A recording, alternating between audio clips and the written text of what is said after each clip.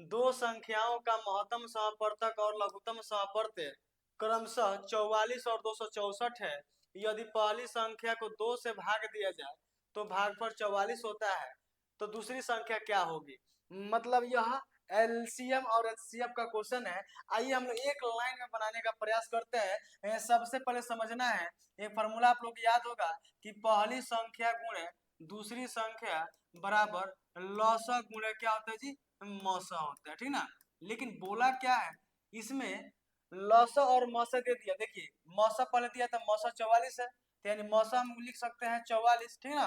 और लौसा कितना दिया है? 264 लिख सकते हैं। लेकिन एक बात समझिएगा, यहाँ क्या दिया है, पहली संख्या नहीं दिया है, दूसरी संख्या भी नहीं दिया है, लेकिन पहली संख्या दिया है। लेकिन देखिए निकालना पड़ेगा, पहली संख्या को 2 से भाग दिया जाए। मान लेते हैं पहली संख्या को x मान लेते हैं, ठीक ना। पहली संख्या को x मान लिए, 2 से भाग दिया जाए, तो 2 से हम क्या करते हैं? भाग करते हैं, भाग किया जाए तो भाग दिया जाए तो भाग पर 44 आता है, यानी ये 44 आता है, यानी 44 आ गया। तो इसका मतलब शेषफल क्या बच गया जी? 0 हो गया। शेषफल क्या हो गया जी? 0 हो गया।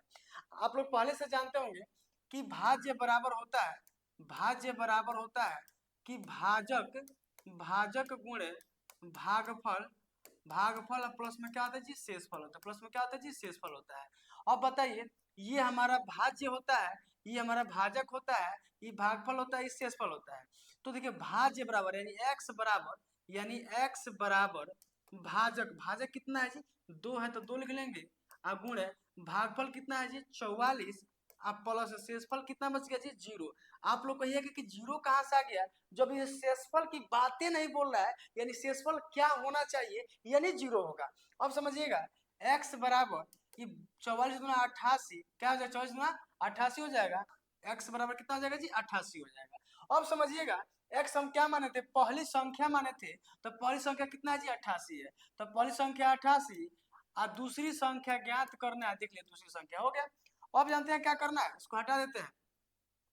अब क्या करेंगे, अब यहाँ हम लोग कटा देंगे, यानी ये सेकंड संख्या मतलब यही रखना है 264 और गुणे 44। और जानते हैं कि गुणा में है तो आ जाएगा नीचे भाग में, यानी बट्टा में आ जाएगा।